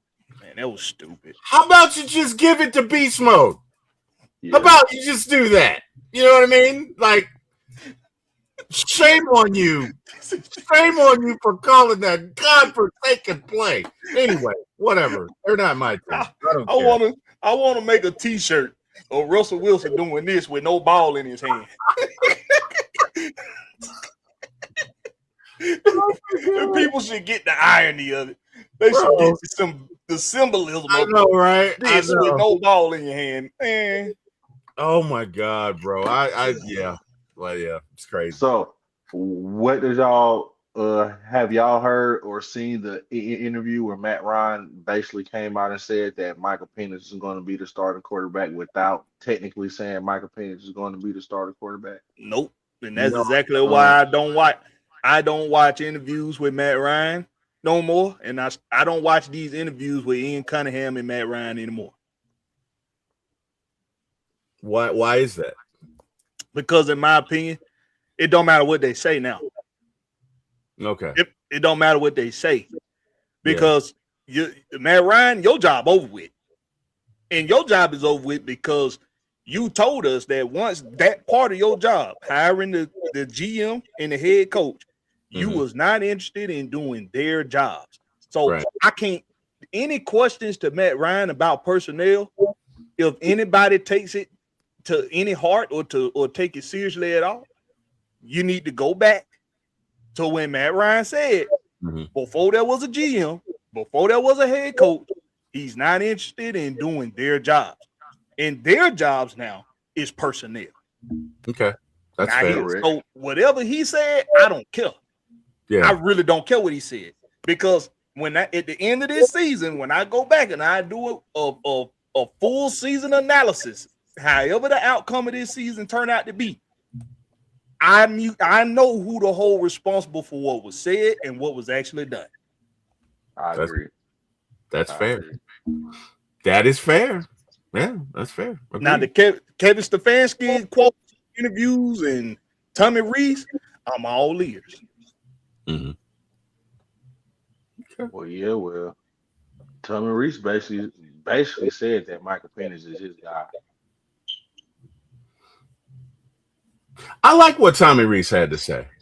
I mean, I know it's an interview, right? I mean, obviously the proof is in the pudding. You got to prove it on the field, but he seemed to have an idea of what he wanted to do. He seemed to have an idea of where they're going and how they're trying to get there. That's just my thoughts. So I like the Tommy Rees interview. What did you guys think about it? I feel like I'm really not gonna get much into it because my show tomorrow is basically going in depth on. Oh, my bad. Okay, sorry about that. On how these offensive pieces can maximize Michael Penix. So I'm gonna pass it on to Blackberry or. Okay. Talent. Well, I did yesterday on the Rex Pit. I read over the report from Tori McElhaney. Okay. On her report from the interview with Tommy Rees, and the basis of it was focusing on the running game and their approach to the running game. How, and I'm gonna paraphrase, but the scheme is the scheme. The presentation is something totally different. I love that because as a running back myself, I love when I hear that because that's what the running game should be. Just because your bread and butter might be wide zone scheme, that don't mean don't run any gap discipline runs. Right. You should be disguising a lot of what you're going to do, and then doing something else out of that same presentation. Yeah. So that's what the running game should be. It should never be we a zone running scheme. That's all we gonna run. We gonna give you about 15 different looks a game, which means if you do the math, we running about 45 plays. That's not a lot. Like a defense can key into what you gonna do when you giving them what? You giving them 5 of the same formation most of the time. You might put somebody in you might put somebody in motion here and there, or you might change out a guy in the personnel group, but the formation is the same. We did a lot. Like Zach Robinson was the most predictable shit I've seen on this level of football ever. I've never seen it that watery, that clear or that transparent of offense. Never seen that. Agreed. But so that's why I said I'm not giving Stefanski and Reese pats on the back for bringing in football again. Right. The way we know football works. Football is the most simplest concept of a game that you don't need to change and you don't need to reinvent it because it's literally been designed perfectly. It has. So, and every time we've seen somebody try to reinvent something with football, it don't last and it don't look right. Yeah. Because it's the most perfect game of its physicality that anybody could create. Yeah. So when I look at what Tommy Rees said about we don't want to reinvent the running game. We just want to we know our bread and butter is the wide zone scheme. But our presentation is gonna be different. The scheme is the scheme. The presentation is different. And I love him saying that because that's bringing back traditional running football. That's bringing it back. We're going to run the wide zone scheme. We're going to sprinkle in some gap discipline stuff. And we're going to be physical. We're going to be a physical football team. So I love that. I'm not giving them no pat on the back for it, but I'm going to give them a kudos for it. I'm like, okay, that's what I needed to hear. I needed to hear that you ain't going to make the same mistakes that the last regime made. Right. Trying to do something, trying to reinvent something with football. And then tried to reinvent it, but made it simple as hell. Okay. Come on. Okay. At least come out there and I didn't. It was the dumbest thing I ever seen the offense try to do, man. And expect for defenses to be surprised when you come out there. Right. Yeah. Agreed. Fly through. How you feel about it? Hey, I'm kind of at the point where almost like what Blackberry said. I like what I hear, but I'm gonna need to see it on the field. Okay. Same. Agree. But it's good to hear that the concept, like, again, basically what I have to say to that is, what Blackberry said. He answered it perfectly. So I got, what I mean? I got nothing exactly. We see that he understands football and what we're trying to do. And I guess we just so starved for it because the previous regime, I mean, look, I don't want to be disrespectful, but it seems to have been lost on them, right? So, the difference from an experienced coaching staff and an inexperienced coaching staff. Yeah. Like this previous regime, we had too many 1 year, 2 year guys or guys who were new to that position. Yes. This regime that's here now, we can literally say that all of these guys has been at this position for at least 5 years. And at one point, they all was an offensive coordinator. Yeah. We got Big Low Country in the chat. What in the world, Bo? What up, Low? What's going on, man? How you doing, Low? Low, are you taking your medicine? Low had a medical scare here recently, so I've been. Oh, he did. Oh, my bad, Low. You good, man? I hope. Yeah, he did. No, he did. All he good, Low. He did. So he praises. Well, I'm not gonna. He had a medical situation, but I'll let. It's not for me to talk about it, but again, if you need to, I love the guy. You know what I mean. I talk to him every day, so I want him to be all right. So I've been bugging him like, hey man, did you take your medicine? I've been doing that like every day. So, but yeah, he's good. He's good. But get you a little bit of that extra. Get you a little extra that medicinal if you need to, though. Yeah, get you a little extra medicinal if you need to. Okay. Hey, I'm just gonna say this, man. If you feel something wrong, man, go to the doctor, because that's what he. If you feel something wrong, man, go to the doctor. Go to the doctor. Okay, so he said he had a blood clot in his leg. All praises, man. Yeah, he had a blood clot, and it was a big one. And thank God he went when he did. Yeah. Because fellas, that could take you. I mean, if you don't know anything about that, can take you out. So thank God, thank Almighty God, thank Jesus, he went when he did. All praises, man. Amen. But yeah, I think glad you're doing better. Yeah. When it comes to this offense, the experience that we brought in should be able to unlock this offense finally. Like we have went through 8 years of inexperienced coaching staff. Yeah. Well, really longer than that if you count Dan Quinn. That's why it was so successful with Kyle Shanahan, because Kyle Shanahan was experienced. Mm-hmm. Yeah, that's a good point. I'm so excited for this year, man. I think that, and I hope we stay healthy. Let me knock on wood here. Let me find some wood to knock on. Okay. I pray we stay healthy, guys, because I think we got the tools. Even if we lose a few guys, as long as you got Bijan, a decent quarterback. If Penix isn't there first game, you get a decent quarterback. You got Drake. Maybe you franchise Kyle. You got our same offensive line. What we're doing on defense, I think this can be a very good team. And we finally got some competent coaches in there who know what they're doing. I'm super excited about this year, man. I can't wait. I just cannot wait. I agree. See us get into it, man. I think this core is there. Go ahead. I'm sorry. The core is there. Yeah. Like those cornerstones that you need. Yes, we have the left tackle that's aging, but Jake Matthews has still been a top 15 tackle since he's been in the league. Yeah. You got your cornerback, you got your running back, you got your wide receiver, you got your tight end. If everything prevails, we have our quarterback. You got your veteran presence in the backfield with Jesse. We all have said for these past 5 years, it's been coaching. Yeah. 100%.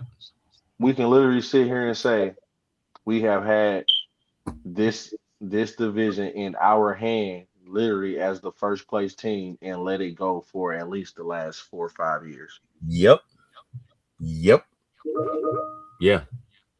If you just would have called timeout and got a decent kicker in there,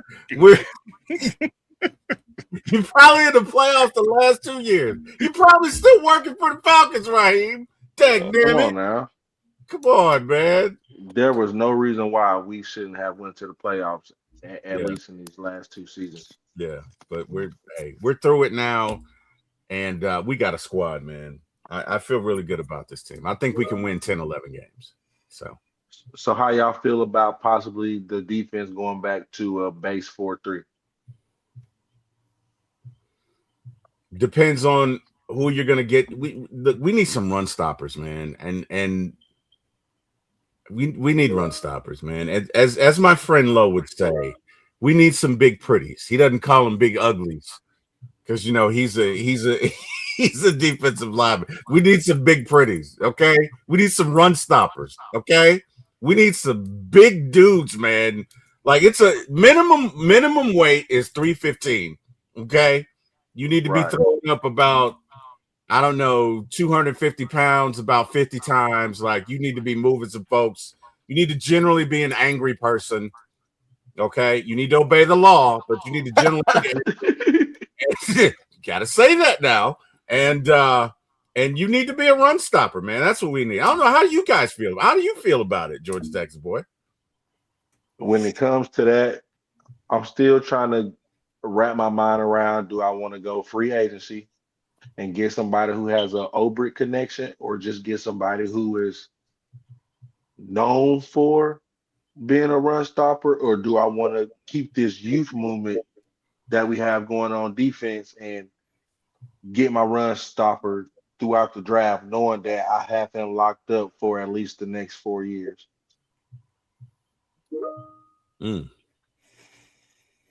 Fly. You put it perfectly. You just got to stay out of trouble with the law. Hey, if a girl don't want you down there messing with her, you can't be messing with her. I was not trying to go there tonight, man. I was not trying to go there tonight, but yeah. Hey, I mean, that's just how it is. You gotta say it now. You do. You do. How do you feel about it? Like, how do you feel about going to 4-3? Nope. No, not feeling. I don't think you should commit to being a base 4-3. I think most of the time we're gonna be running in something like a big nickel set most of the time. Mm-hmm. And because of that, I don't think you want to say that your base is a 4-3, especially when it's maybe two guys that you can honestly say are interior defensive linemen on this team, like truly interior defensive linemen, and that's David Onyemata and Ruka Roro. And Onyemata's a free agent. And right, and he's a free agent. And I don't see them bringing Onyemata back. I wouldn't mind. You got London, I don't think it would cost too much. But I don't see it, because I think you just have too many other guys to worry about. Yeah. Well, I think Laquel London, he's more of a pass rush defensive tackle, not so much a run stopper. Even though I've seen him do pretty good in run defense. I'm gonna say this about Laquel London. When he gets opportunities, we see him take advantage of. I'm gonna give him that. But when we're talking about schematic wise, when we're talking about scheme, I don't think you want to commit to being a 4-3 defense, because for a 4-3 defense, you need a traditional defensive end, which is going to be a bigger guy, and he's gonna have his hand in the dirt almost all the time. And you're not gonna use him to drop back out in no 10-yard flats. Right. You know what I'm saying? Right. So I think they just continue to do what you've been doing. Run a multiple style defense that frequently goes out in and out of the 3-4, 4-3 nickel look. We don't often see three linebackers standing up behind the line of scrimmage with this defense anyway. You see two linebackers standing up, and you see a nickel back. And then on third downs and fourth downs, we seeing four DBs out there on the field at least anyway. And because of the guys we got, like Billy, and see, this is what I talked about last year.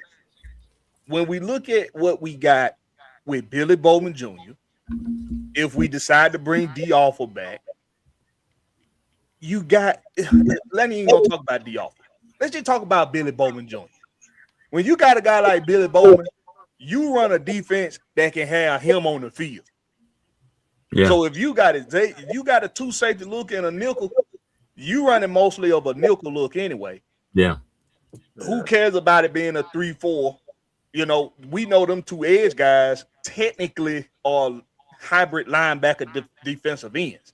So it really don't matter as long as you know how to contain the edge and you got you a gap stuffer in the middle. Yeah.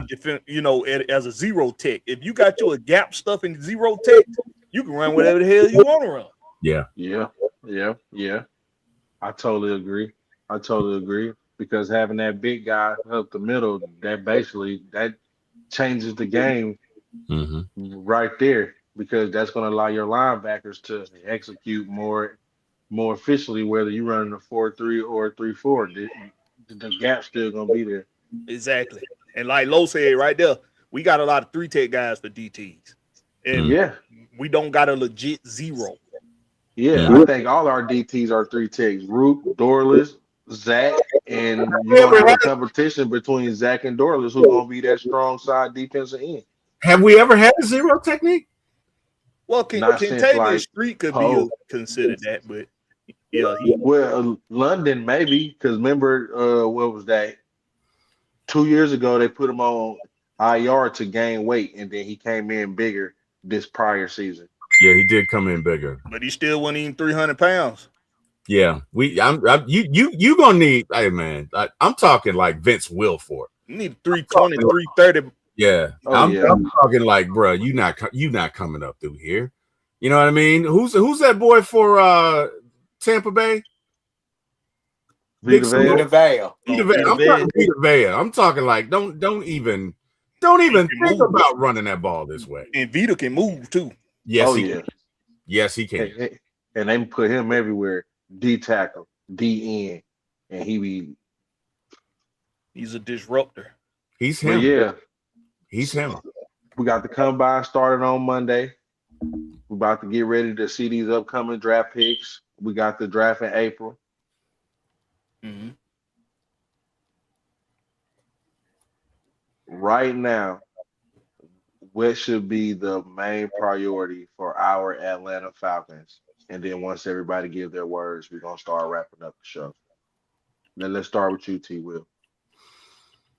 Well, Ian Cunningham said he wanted to build in the trenches. So I'm gonna say D tackle. you we're talking about it. I'm gonna say D tackle. That's my thoughts. Okay. Well, what about you, Chandler? Hold on a minute. I just obviously I know we were having a conversation, but I do want to bring it up because he did play for us. There is some tragic news that former Falcons wide receiver Rondell Moore has passed away. Oh wow. Oh wow.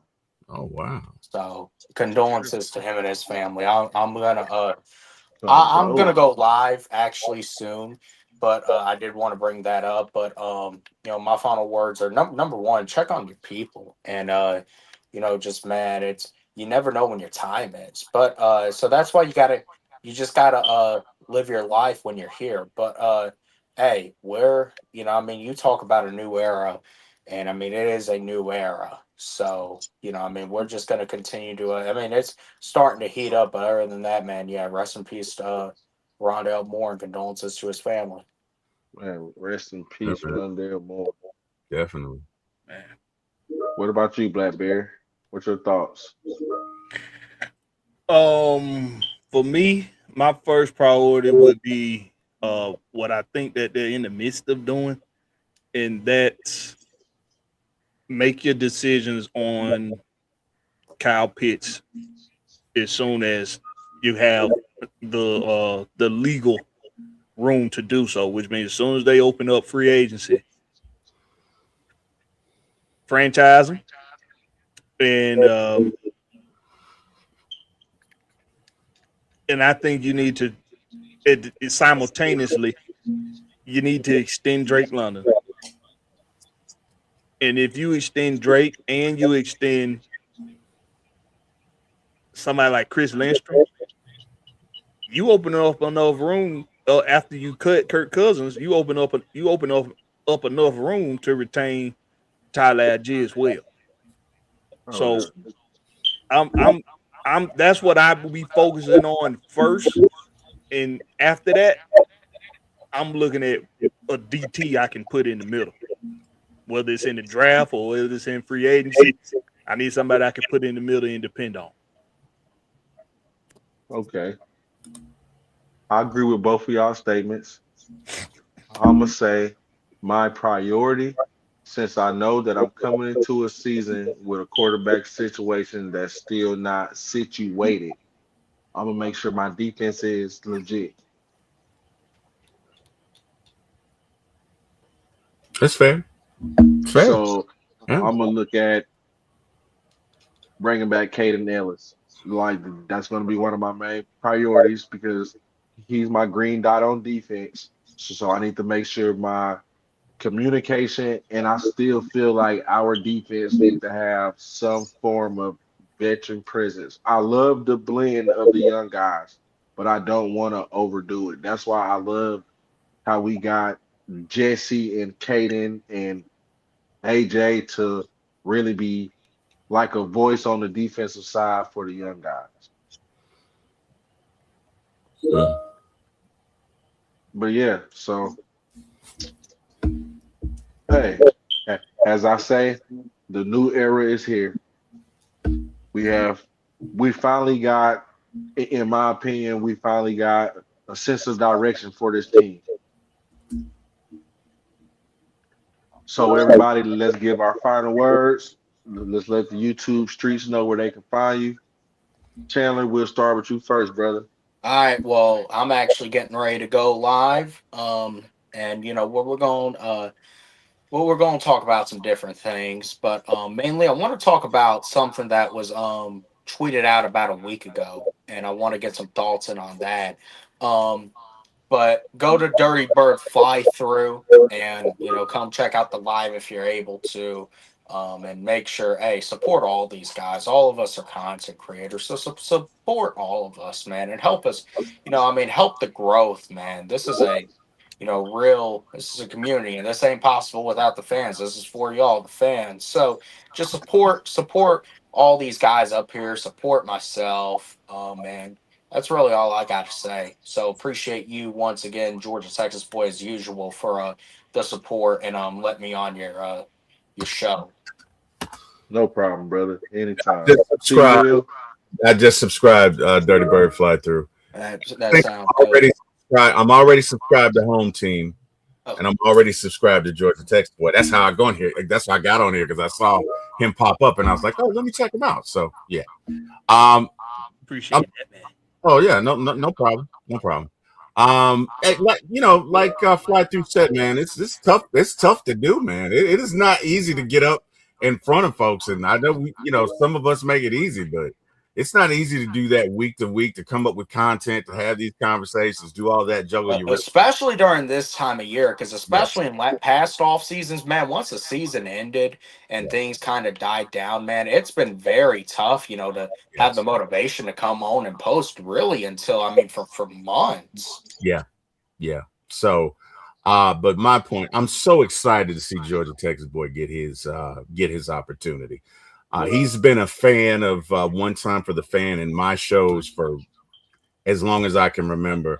And Georgia Texas boy, you got a good thing going here, man. I love your show.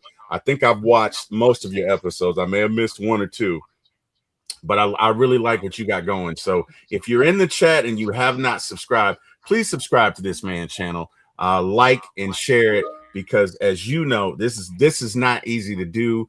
And hey, man, let's get him where he needs to go. With that being said, hey, fellas, thank y'all for having me. Appreciate y'all just allowing me to come on here, talk Falcons with y'all. Respect everybody. Appreciate it. You can find me at the number 4 My ATL Sports, the number 1 on YouTube. Also do movies and TV, so you can find that at the number 4 My ATL Movies 1 as well.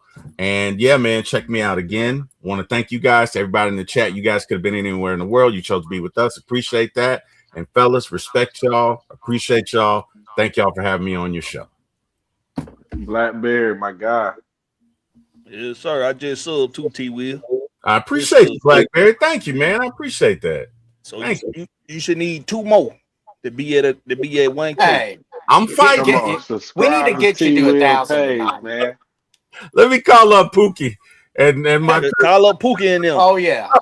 Tell them, hey Pookie, open up your YouTube app and type in or ATL41. Do it right now and hit subscribe, Pookie. Well, I ain't gonna never see you have no more bail money. Come on. Tell Pookie, I won't send you no bail money ever again. Never again. Don't call me. I'm not putting anything on your books. I'm not doing it. Not doing it. Hey man, y'all know how it is, man. This is the Home Team with Blackbeard. This Blackbeard, no C, just a K on YouTube. Go subscribe, all that good stuff, man. Put out weekly content on the daily, man. So y'all make sure y'all go sub. Appreciate my boy Gats boy for allowing me on to continue to talk a lot of cash money shit. And shout out, I appreciate that.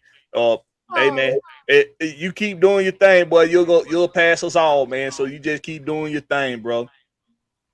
Hey man, you already know what it is. Y'all come over here, real talk, no scripts, let the truth be told. And as I stated always, man, the new era is here, y'all. Like, we really got to get behind our dirty birds. I know we done had some stressful times, but hey, we about to make it over that hilltop and get to where we need to be, man. But once again, I thank everybody for watching the show. I thank all the fellas on the panel for coming on and sharing what they got to share. Everybody be on the lookout for me tomorrow as I get into Michael Penix and his offensive staff. What But once time? again, 3 p.m. Eastern time. Okay. So once again, thank everybody for another episode in Gas Boy Speaks. And once the new era is here, thank you all. God bless. Peace. Peace. And shout out to Trey.